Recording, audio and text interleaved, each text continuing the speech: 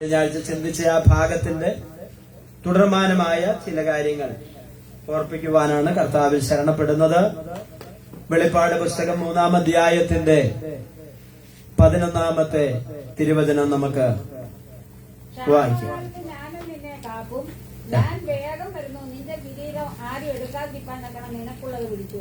സ്തോത്രം. ഞാൻ വേഗം വരുന്നു, നിന്റെ കിരീടം ആരും എടുപ്പാതിരിക്കാൻ തക്കവണ്ണം നിനക്കുള്ളത് മുറുകെ പിടിച്ചുകൊള്ളുക. കഴിഞ്ഞ ആഴ്ച ഇതിന്റെ മുഖവരവുകളും പ്രാരംഭമായിട്ടുള്ള ചില കാര്യങ്ങളും ഓർപ്പിക്കുവാനിടയായി തീർന്നു. പത്മോസിൽ കിടന്ന് ആത്മാവിൽ വിവശനായിട്ടുള്ള യോഹന്നാൻ അപ്പോസ്തലൻ സഭകൾക്ക് എഴുതിയ ദൂതുകൾ, അതിൽ 6-ാമത്തെ സഭയാകുന്ന ഫിലദൽഫിയ ദൈവസഭയോട് അറിയിച്ച ദൂതുകളിൽ നിന്ന് ഒരു ഭാഗം മാത്രം അടർത്തിയെടുത്തുകൊണ്ടാണ് നമ്മൾ ചിന്തിച്ചുകൊണ്ടിരിക്കുന്നത്. അപ്പോൾ ഇവിടെ പറയുകയാണ്, ജയിക്കുന്നവർക്ക് എന്തുണ്ട്? കിരീടമുണ്ട്. 1-ാമത്തെ കിരീടം നമ്മൾ ചിന്തിച്ചു, വാടാത്ത കിരീടമാണ്. അതിനെക്കുറിച്ച് 1 കൊരിന്ത്യർ ലേഖനം 9-ാം അധ്യായത്തിന്റെ 25-ാമത്തെ തിരുവെഴുത്തിൽ പരാമർശിക്കുന്നത് നമ്മൾ വായിക്കുകയും ചിന്തിക്കുവാനും ഇടയായി തീർന്നു. ഇന്ന് നമ്മൾ ചിന്തിക്കുവാൻ പോകുന്നത് 2-ാമത്തെ കിരീടമാകുന്ന പ്രശംസയുടെ കിരീടമാണ്. 1 തെസ്സലോനിക്ക ലേഖനം 2-ാം അധ്യായത്തിന്റെ 19-ാമത്തെ വാക്യം ആരെങ്കിലും ഒന്ന് വായിക്കണം.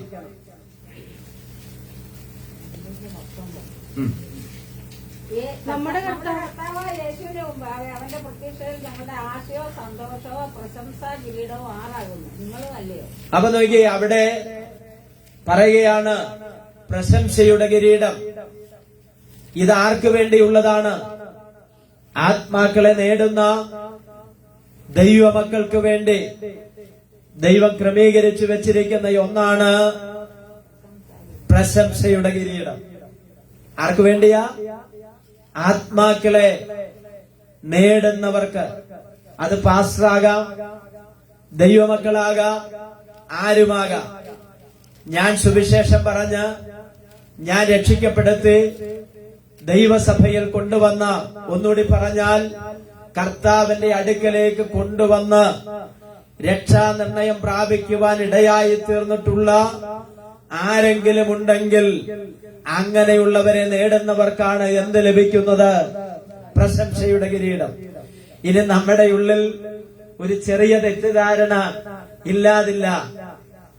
രക്ഷിക്കപ്പെട്ട ഇന്നയാളെ ഈ സഭയിൽ കൊണ്ടുവന്നത് ഞാനാണ് എന്ന് പറഞ്ഞാൽ അതിന് നിങ്ങൾക്ക് പ്രതിഫലമില്ല.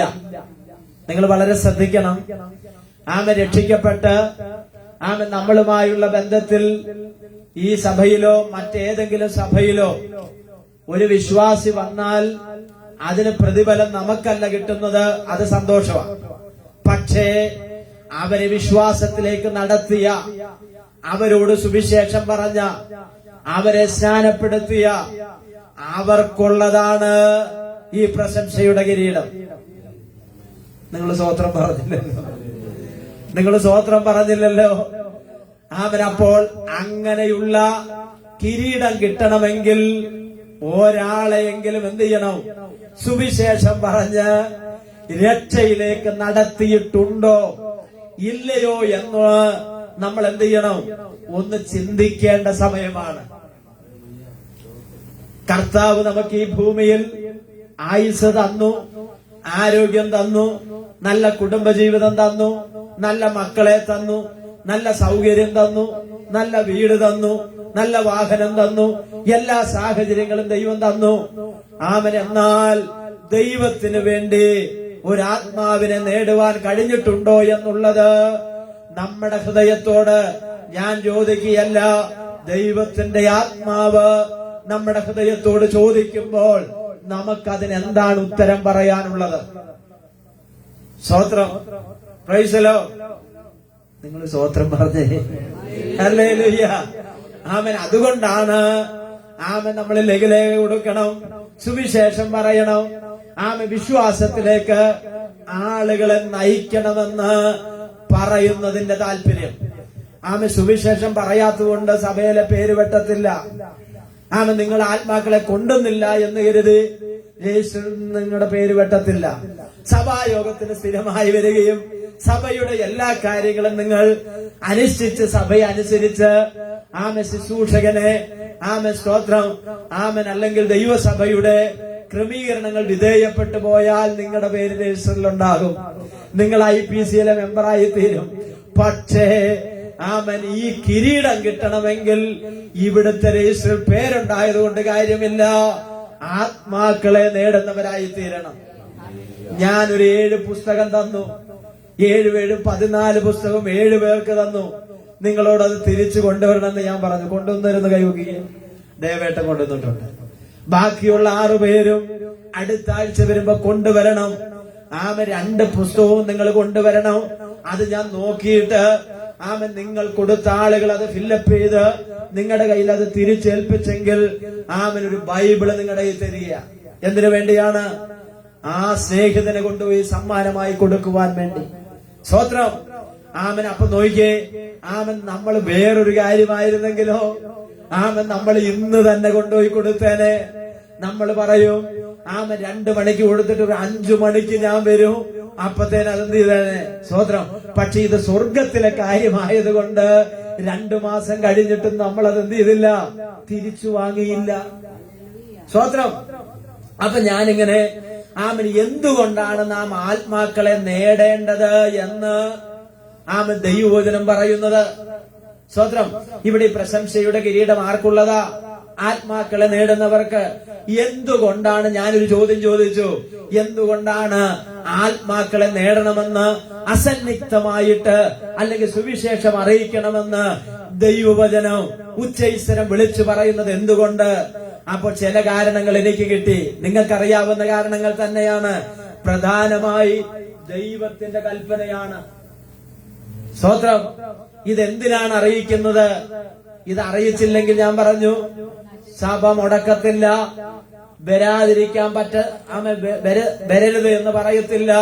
പക്ഷേ ദൈവവചനം പഠിച്ചപ്പോൾ എനിക്കൊരു കാര്യം മനസ്സിലായി, ഇത് ദൈവത്തിന്റെ കൽപ്പനയാണ്. സ്തോത്രം. യേശു കർത്താവ് സ്വർഗാരോഹണ സമയത്ത് ശിഷ്യന്മാർക്ക് നൽകിയ ഏറ്റവും വലിയ കൽപ്പനയാണിത്. നിങ്ങൾ എടുത്താട്ടെ, മത്തായി സുവിശേഷം 16-ാം അധ്യായത്തിന്റെ 15-ാമത്തെ തിരുവെഴുത്തൊന്ന് പെട്ടെന്ന് എടുത്ത് വായിച്ചാട്ടെ. നിങ്ങളോ 16-ന്റെ 15-ആണോ? എന്നെ ആരെന്ന് പറയുന്നു എന്ന് അവൻ ചോദിച്ചതിന് ശിമോൻ പത്രോസ്, നീ ജീവനുള്ള ദൈവത്തിന്റെ പുത്രനായ ക്രിസ്തു എന്ന് ഉത്തരം പറഞ്ഞു. മർക്കോസ് 16-ന്റെ 15-ആണോ? ഓക്കെ. 16 മർക്കോസ്. ഞാൻ പറഞ്ഞു മർക്കോസാ, മത്തായിയാണോ? അവരോട് നിങ്ങൾ ഭൂലോകത്തിലൊക്കെ പിന്നെ അവരോട് നിങ്ങൾ പോയി ഭൂലോകത്തൊക്കെയും പോയി സകല സൃഷ്ടിയോടും നോക്കിയേ സുവിശേഷം പ്രസംഗിപ്പീൻ. അപ്പൊ ഇത് അറിയിക്കുന്നത് എന്തുകൊണ്ടാണ്? ദൈവത്തിന്റെ കൽപ്പനയായതുകൊണ്ട്. കുഞ്ഞുങ്ങളെ, നിങ്ങൾ ഇവിടെ ശ്രദ്ധിച്ചാട്ടെ, ഈ സുവിശേഷം മറ്റുള്ളവരോട് അറിയിക്കണമെന്ന് ബൈബിൾ പറയുന്നതിന്റെ ആത്യന്തികമായ ലക്ഷ്യം എന്താണ്? എന്തുകൊണ്ടാണ് അത് പറയുന്നത്? ദൈവത്തിന്റെ, പറഞ്ഞാട്ടെ, എന്താ? ദൈവത്തിന്റെ കൽപ്പനയാണ്. അതാണ് നമ്മൾ വായിച്ചത് മർക്കോസ് 16-ന്റെ 15. നിങ്ങൾ പോയി സകല സൃഷ്ടിയോടും എന്ത് ചെയ്യണം? ഈ സുവിശേഷം അറിയിക്കണം. Price the Lord. ഇത് ദൈവത്തിന്റെ കൽപ്പനയാ, ദൈവത്തിന്റെ നിർദ്ദേശമല്ല. പിന്നെയോ ഇത് ദൈവത്തിന്റെ കൽപ്പനയാണ്. ഓരോ വിശ്വാസിയും അനുസരിക്കേണ്ട കാര്യം, ഓരോ പാസ്റ്റേഴ്സും അനുസരിക്കേണ്ട കാര്യമാണ്. നിങ്ങൾ പോയി സകല സൃഷ്ടിയോടും. ഇവിടെ മതമില്ല, ഇവിടെ ജാതിയില്ല, ഇവിടെ വർഗമില്ല, ഇവിടെ സമുദായമില്ല. മനുഷ്യനായി ഭൂമിയിൽ ജനിച്ചു വീണിട്ടുള്ള എല്ലാവരും അറിഞ്ഞിരിക്കേണ്ട ഒരേ ഒരു സത്യം, അതാണ് കർത്താവായ യേശു. സ്തോത്രം. അതാണ് കർത്താവായ യേശു. ഞാൻ തന്നെ വഴിയും സത്യവും ജീവനുമെന്ന് അരുളി ചെയ്ത കർത്താവിനെ കുറിച്ച് ആമൻ പറയുന്ന കാര്യത്തിൽ നമുക്കാർക്കും ഒഴിഞ്ഞിരിപ്പാൻ വകയില്ല. സ്തോത്രം. പ്രിയ ടീച്ചറെ കൊടുത്ത ആ കാര്യത്തിൽ ഞാൻ അഭിമാനിക്കുക. സ്തോത്രം. ആമൻ ഇവിടെയുള്ള ആമൻ സ്തോത്രം കഴിഞ്ഞ ആഴ്ച എന്ത് ചെയ്തു? ആമൻ പോയി എന്നെ വിളിച്ച് പറഞ്ഞ് പ്രാർത്ഥിച്ചിട്ടൊക്കെയാ പോകുന്നത്. ഞാൻ പറഞ്ഞതിന്റെ കാരണം അപ്പൊ ചിലർ ചോദിക്കും, അങ്ങനെ കൊടുത്തിട്ട് വല്ല പ്രയോജനമുണ്ടോ? പ്രയോജനം ഉണ്ടോ ഇല്ലയോ എന്ന് നീ അല്ല നോക്കേണ്ടത്. നിന്നെ കൊടുക്കാനായി ഏൽപ്പിച്ചേക്കുന്നത്, പറയാനായി ഏൽപ്പിച്ചേക്കുന്നത്. ആമൻ നീ പറയുക, നീ അറിയിക്കുക, നീ കൊടുക്കുക, ആമൻ നീ ഷെയർ ചെയ്യുക. അവരുടെ ഹൃദയത്തിൽ ദൈവമാണ് എന്ത് ചെയ്യുന്നത്? ഇടപെടുന്നത്. സ്തോത്രം. രാജമാണിക്യം എന്ന് പറയുന്ന ഒരു മനുഷ്യനെ പറ്റി നിങ്ങൾ കേട്ടിട്ടുണ്ടോ? ആമൻ ഈ പാലക്കാട് ജില്ലയിലാണ്. ഒരു ദിവസം അദ്ദേഹം വളരെ നിരാശനായിട്ട് വളരെ ഭാരത്തോടുകൂടെ തന്റെ മുൻപിൽ ഒരു കടലാസ് കഷ്ണം ശ്രദ്ധിക്കപ്പെട്ടു. ആരോ കടല പൊതിഞ്ഞെറിഞ്ഞ ഒരു കടലാസാണ്. അദ്ദേഹം അത് ചുരുളഴിച്ച് വായിക്കുവാനിടയായി തീർന്നു.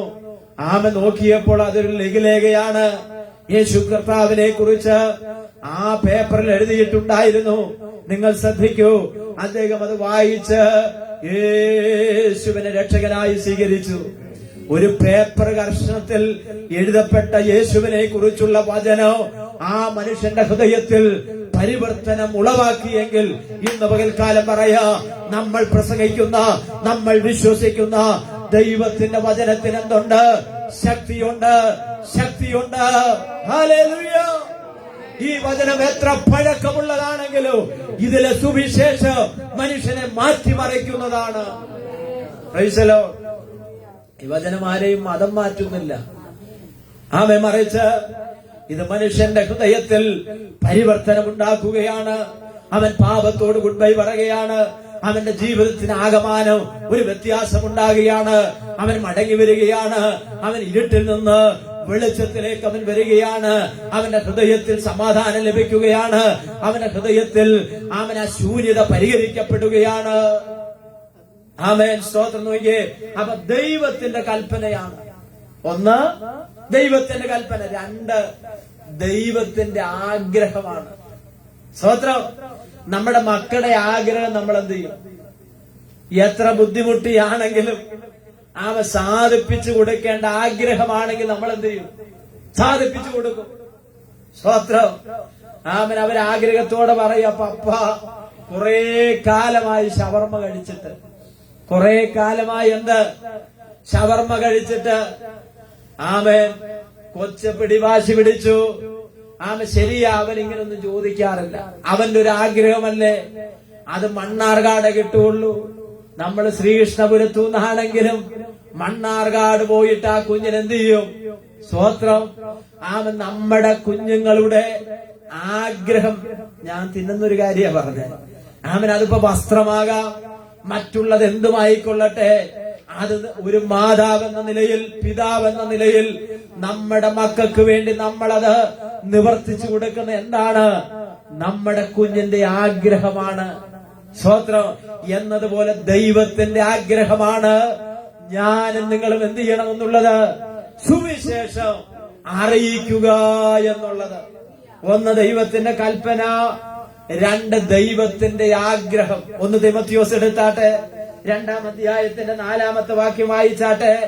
സകല മനുഷ്യരും രക്ഷിക്കപ്പെടണമെന്നും സത്യത്തിന്റെ അറിവിലേക്ക് വരണമെന്നുള്ളത് ദൈവം ആഗ്രഹിക്കുന്നു. ആരും നശിച്ചു പോകാതെ, നശിച്ചു പോകാൻ ദൈവം ആഗ്രഹിക്കുന്നില്ല. പിള്ളേരൊന്ന് പെട്ടെന്ന് എടുത്താട്ടെ. അവൻ സകല മനുഷ്യരും രക്ഷ പ്രാപിപ്പാനും, സകല മനുഷ്യരും രക്ഷ പ്രാപിപ്പാനും, സത്യത്തിന്റെ പരിജ്ഞാനത്തിലെത്തുവാനും, സത്യത്തിന്റെ പരിജ്ഞാനത്തിലെത്തുവാനും ഇച്ഛിക്കുന്നു. ദൈവം ഒരുവനല്ലോ, ദൈവം ഒരുവനല്ലോ, ദൈവത്തിനും മനുഷ്യർക്കും മധ്യസ്ഥനും. അപ്പൊ നോക്കി, ഇവിടെ പറയുകയാണ്, ആരും നശിച്ചു പോകുവാൻ ദൈവം ആഗ്രഹിക്കുന്നില്ല. അപ്പൊ എന്താണ്? ദൈവത്തിന്റെ തിരുഹൃദയത്തിലെ ആഗ്രഹമാണ് നമ്മളിലൂടെ ദൈവം നിറവേറ്റാൻ ആഗ്രഹിക്കുന്നത്. നോക്കിയേ, എന്റെ ഹൃദയത്തിൽ ഒരു ആഗ്രഹം നിങ്ങളോട് പറഞ്ഞ്, ഞാൻ 1-2 പേരോട് പറഞ്ഞ് നിങ്ങളത് നിറവേറ്റുമ്പോൾ എനിക്കുണ്ടാകുന്ന സന്തോഷം പറഞ്ഞറിയിക്കുവാൻ കഴിയാത്തതാ. അങ്ങനെയെങ്കിൽ ദൈവത്തിന്റെ തിരുഹൃദയത്തിലുള്ള ആഗ്രഹം നമ്മളോട് പറഞ്ഞ് നമ്മളത് നിർവഹിക്കുമ്പോൾ ദൈവത്തിനുണ്ടാകുന്ന സന്തോഷം അവന് എത്രയോ അധികമാണ്. അങ്ങനെയാണെങ്കിൽ ദൈവം സന്തോഷിക്കണമെങ്കിൽ ദൈവത്തിന്റെ ആഗ്രഹം നമ്മൾ എന്ത് ചെയ്യണം? നിവർത്തിക്കണം. അതിനെന്ത് ചെയ്യണം? ആമേ കർത്താവിനെ കുറിച്ച് നമ്മൾ പറയണം. സ്തോത്രം. നമ്മൾ ചിന്തിച്ചുകൊണ്ടിരിക്കുന്ന എന്താണ്? പ്രശംസയുടെ കിരീടം. ആ പ്രശംസയുടെ കിരീടം ആർക്കാണ് ലഭിക്കുന്നത്? ആത്മാക്കളെ നേടുന്നവർക്ക്. ആത്മാക്കളെ നേടുവാൻ വേണ്ടി കർത്താവ് നമ്മെ ഏൽപ്പിച്ചിരിക്കുന്ന എന്താണ്? സുവിശേഷമാണ്. ആ സുവിശേഷം നമ്മൾ എന്ത് ചെയ്യണം? മറ്റുള്ളവരോട് പങ്കുവെക്കണം. അതെന്താണ്? ദൈവത്തിന്റെ കൽപ്പനയാണ്. രണ്ടെന്താണ്? ദൈവത്തിന്റെ തിരുഹൃദയത്തിലെ ആഗ്രഹമാണ്. എന്താണ് ദൈവത്തിന്റെ ആഗ്രഹം? സകല മനുഷ്യരും എന്ത് ചെയ്യണം? രക്ഷ പ്രാപിക്കണം. ഇത് ആരുടെ ആഗ്രഹമാണ്? നമ്മുടെ ദൈവത്തിന്റെ ആഗ്രഹമാണ്. സകല മനുഷ്യരും രക്ഷ പ്രാപിക്കണം. ഇവിടെ ഈ സഭയ്ക്കകത്ത് കടന്നു വരുന്ന എല്ലാരും അനുഗ്രഹിക്കപ്പെടണം എന്നുള്ളത് എന്റെ ആഗ്രഹമാണ്.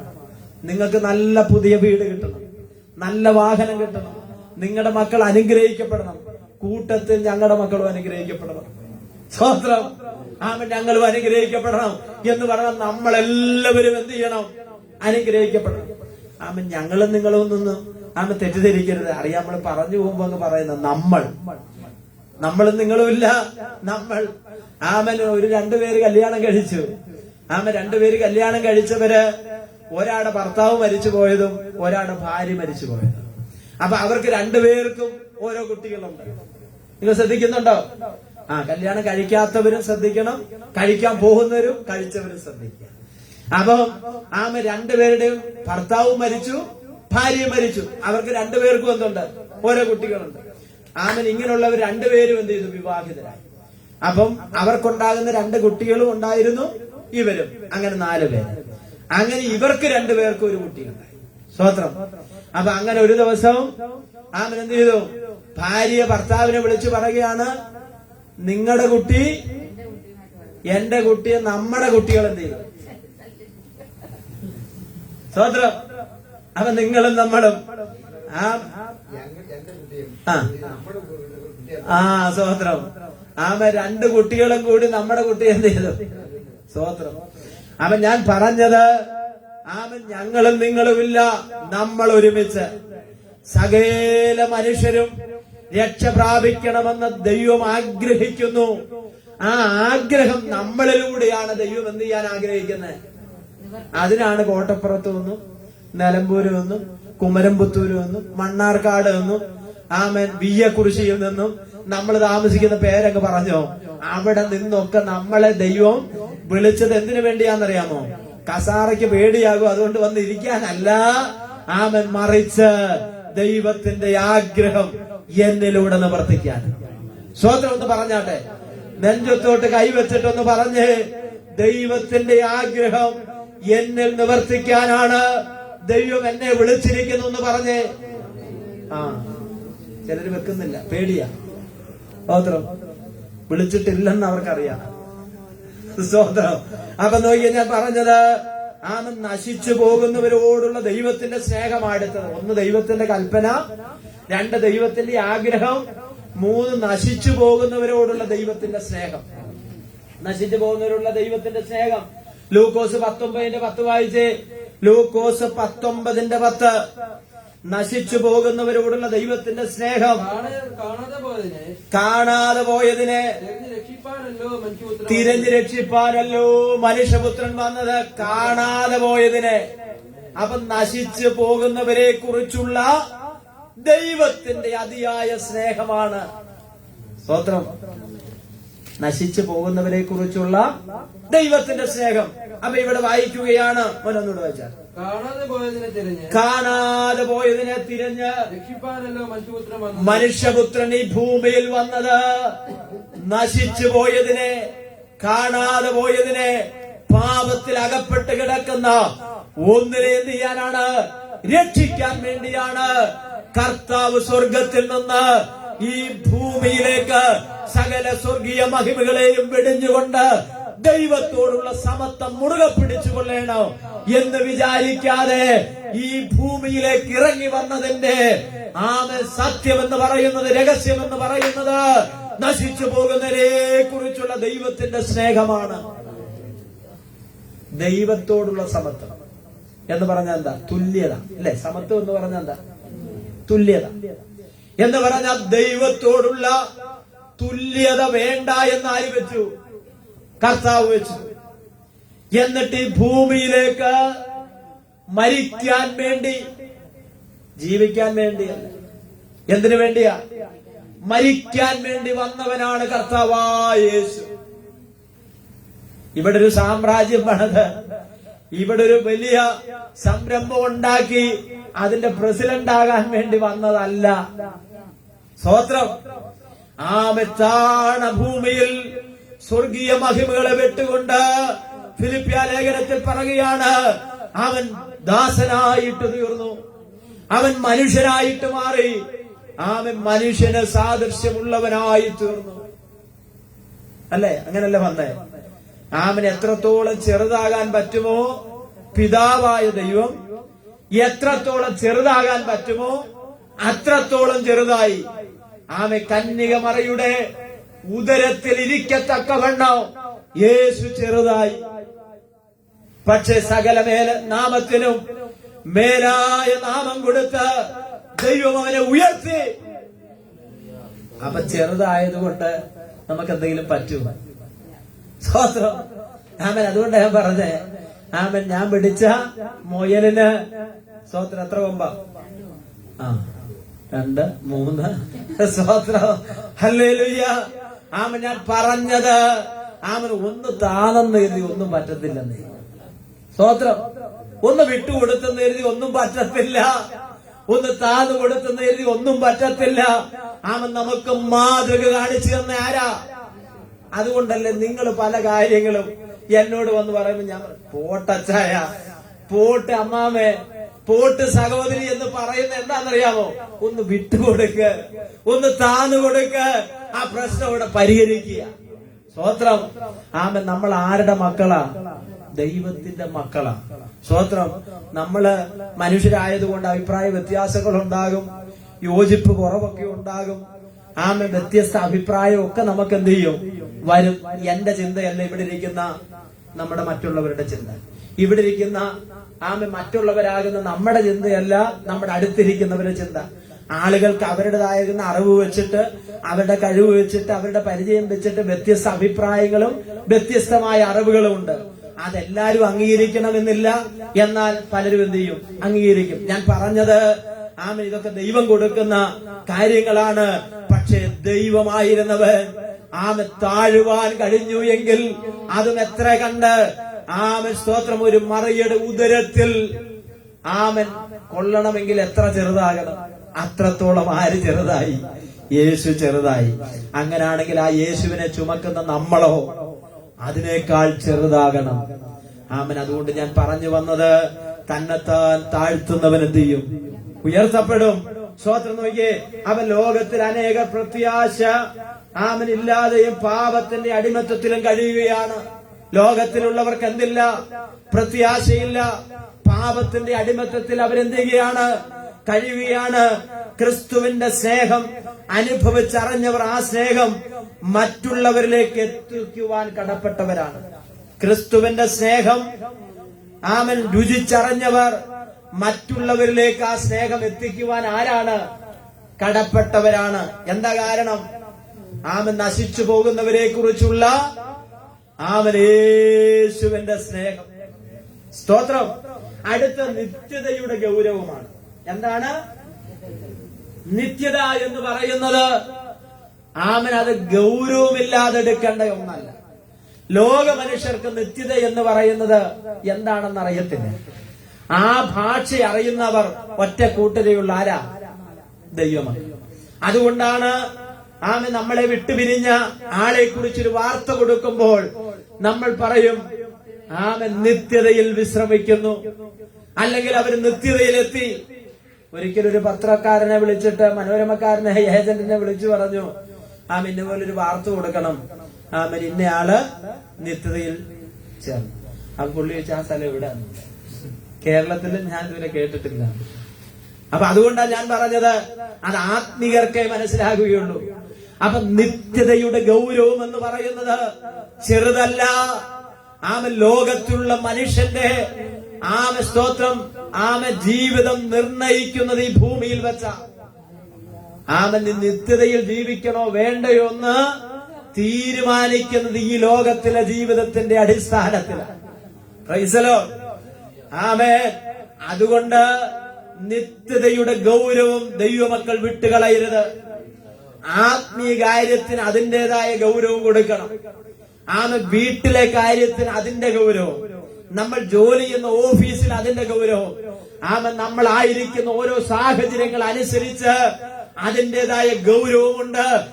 എന്നാൽ ദൈവത്തെ കുറിച്ചും നിത്യതയെ കുറിച്ചുള്ള ഗൗരവം അത് ഗൗരവമായി തന്നെ എടുക്കണം.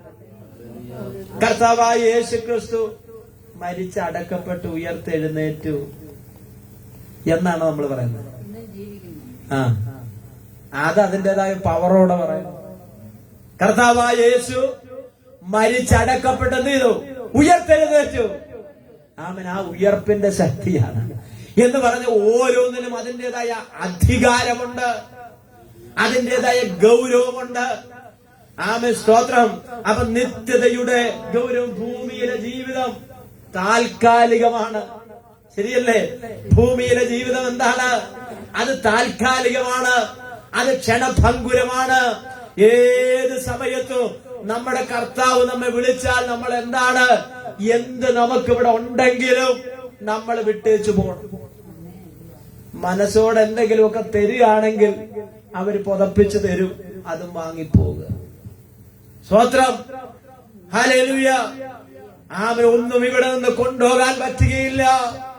നമ്മൾ വാങ്ങിയതും നമ്മൾ സ്വരൂപിച്ചതും നമ്മൾ ഉണ്ടാക്കിയതുമെല്ലാം ഇവിടെ നമ്മൾ ഇട്ടേച്ച് വേണം പോകുവാൻ.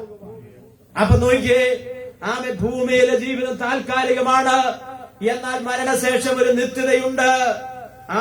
ആളുകൾ നിത്യശിക്ഷയിൽ നിന്ന് രക്ഷിക്കപ്പെട്ട് നിത്യജീവനിലേക്ക് പ്രവേശിക്കണമെങ്കിൽ ഈ സുവിശേഷം കേൾക്കേണ്ടതുണ്ട്. മനസ്സിലാവുന്നുണ്ടോ?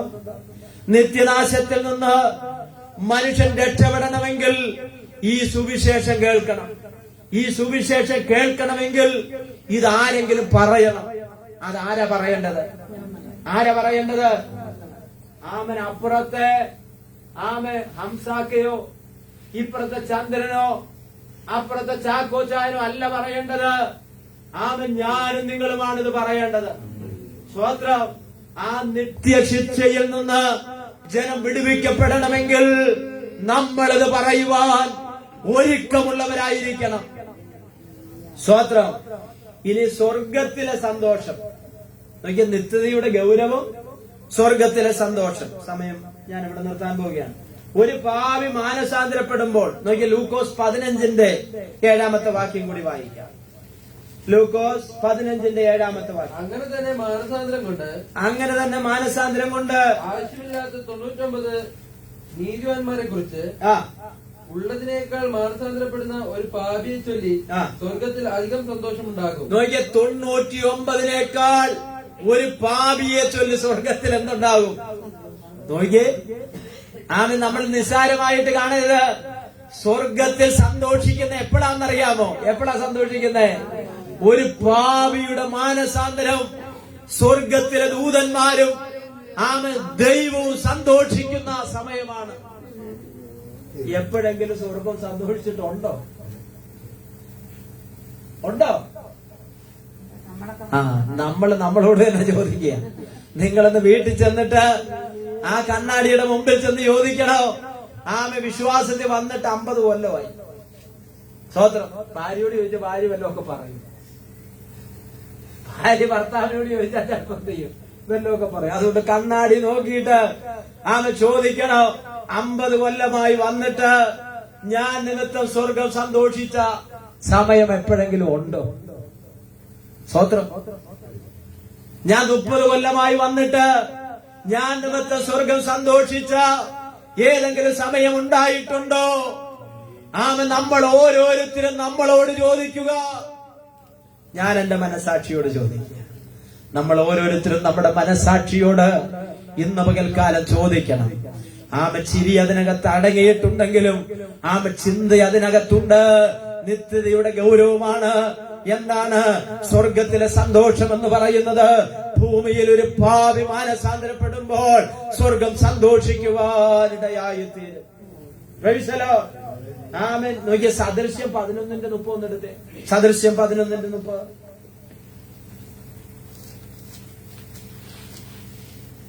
മറ്റുള്ളവരെ ദൈവത്തെങ്കിലേക്ക് നമ്മൾ നയിക്കുന്നത് എന്താണെന്നറിയാമോ? ദൈവത്തോടുള്ള നന്ദി പ്രകടനമാണ്.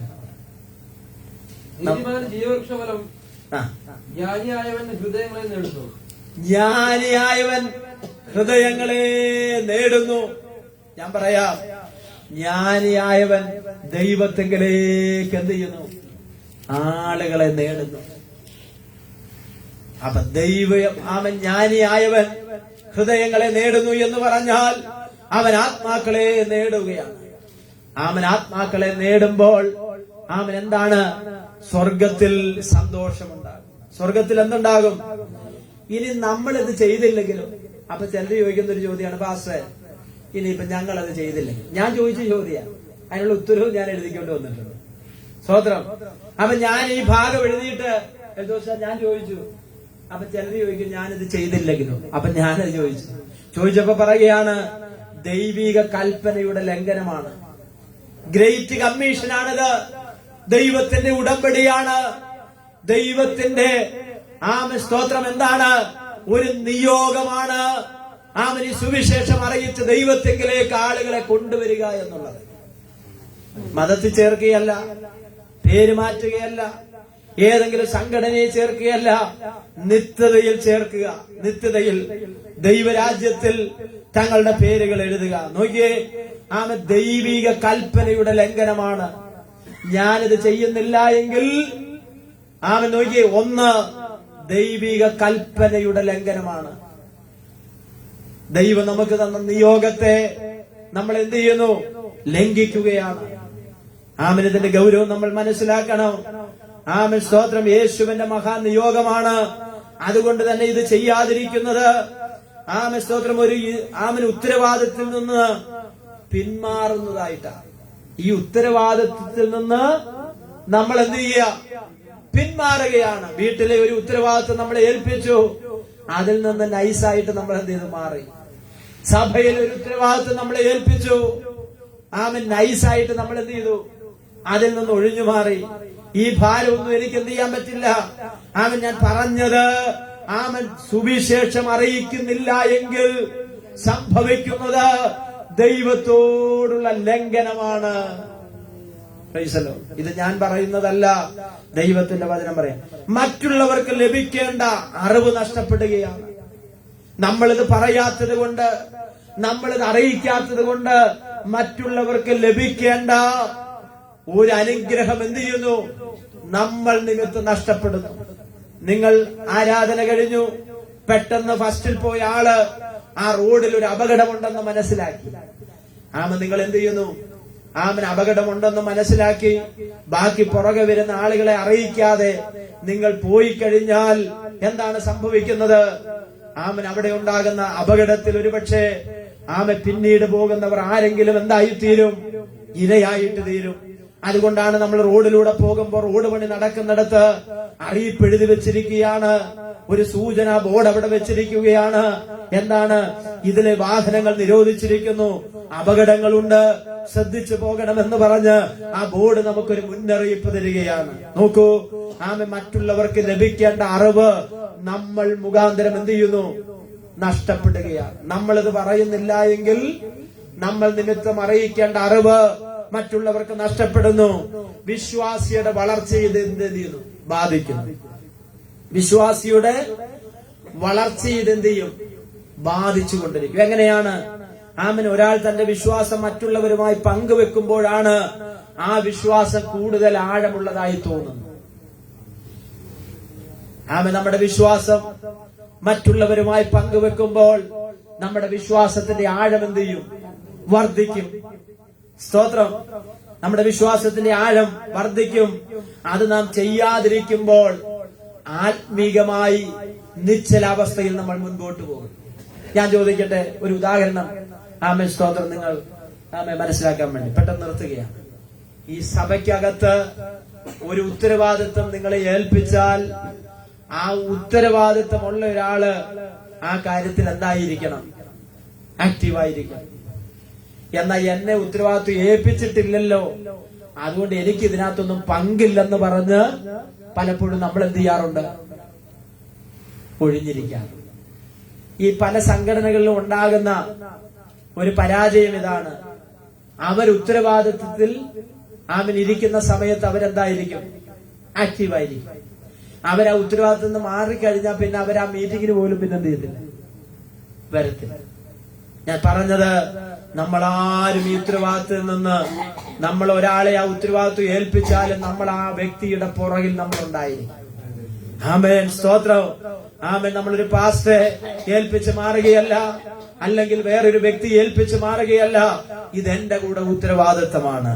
വിശ്വാസിയുടെ വളർച്ച ഇത് എന്ത് ചെയ്യും? ആമേൻ സ്വാഭാവികമായി ബാധിക്കും. നമ്മുടെ വിശ്വാസത്തെ കുറിച്ച് ആമേൻ നമ്മൾ മറ്റുള്ളവരോട് പങ്കുവെക്കുമ്പോൾ അതിൽ നമ്മൾ എന്തായിരിക്കും? ആമേൻ നമ്മുടെ വിശ്വാസം ആഴമുള്ളതായിരിക്കും. ആമേൻ മറ്റുള്ളവർക്ക് അത് പ്രയോജനകരമായി മാറും. ആമേൻ. ഒരു നിമിഷം നമ്മുടെ കണ്ണുകൾ അടയ്ക്കാം. സമയം മുൻപോട്ട് പോയല്ലോ, നമുക്കിവിടെ നിർത്താം. ആമേൻ. ദൈവത്തിന്റെ വചനത്തിലൂടെ നമ്മുടെ ഹൃദയത്തോട് ദൈവത്തിന്റെ ആത്മാവ് സംസാരിച്ച തിരുവചന സന്ദേശങ്ങൾ എന്ന പകൽക്കാലം നമ്മെ ബലപ്പെടുത്തുവാനിടയായി തീരട്ടെ. നമ്മൾ ചിന്തിച്ചത് സ്വന്തം പ്രശംസയുടെ കിരീടം ആത്മാക്കളെ നേടുന്നവർക്കുള്ളതാണ്. ആത്മാക്കളെ നേടുന്നവർക്കുള്ളതാണ്. പ്രിയമുള്ളവരെ, ഇത് ദൈവം നമ്മെ ഏൽപ്പിച്ചിരിക്കുന്ന ഉത്തരവാദിത്തമാണ്. ഇത് ദൈവത്തിന്റെ തിരുഹൃദയത്തിലെ ആഗ്രഹമാണ്. ഇത് ദൈവത്തിന്റെ കൽപ്പനയാണ്. ഇത് നശിച്ചു പോകുന്നവരോടുള്ള ദൈവത്തിന്റെ സ്നേഹമാണ്. ആകയാൽ ഇതിൽ നിന്ന് ഒഴിഞ്ഞിരിക്കുവാൻ നമുക്ക് ആർക്കും കഴിയുകയില്ല. എന്നാൽ അങ്ങനെ ആത്മാക്കളെ നേടുന്ന നേടിയിട്ടുള്ള ദൈവമക്കൾ ദൈവരാജ്യത്തിൽ ചെന്ന് കഴിയുമ്പോൾ അവർക്ക് ലഭിക്കുന്നത് പ്രശംസയുടെ കിരീടമാണ്. മറ്റുള്ളവരുടെ മുൻപാകെ നിന്നെ പ്രശംസിക്കുന്ന ഒരു സമയമുണ്ട്. ആകയാൽ നമ്മെ ദൈവകരങ്ങൾ സമർപ്പിച്ചു കൊടുക്കാം. ഇന്ന് പകൽക്കാലം നമ്മെ കേൾപ്പിച്ച തിരുവചന സത്യങ്ങളിൽ നമുക്ക് ഉറച്ചു വിശ്വസിക്കുവാനും അതിനുവേണ്ടി പ്രയത്നിക്കുവാനും പ്രവർത്തിക്കുവാനും പ്രാർത്ഥിക്കുവാനും സർവശക്തനാകുന്ന ദൈവം നമുക്ക് കൃപ നൽകട്ടെ എന്ന് പ്രാർത്ഥിച്ച് ഞാനിവിടെ നിർത്തുകയാണ്. നമ്മുടെ കണ്ണുകളടയ്ക്കാം. ഈ സമയത്ത് പ്രിയ ജോസഫ് ബ്രദർ ദൈവസന്നദ്ധിയിൽ പ്രാർത്ഥിക്കുന്നതായി. ഹല്ലേലൂയ, ഹല്ലേലൂയ.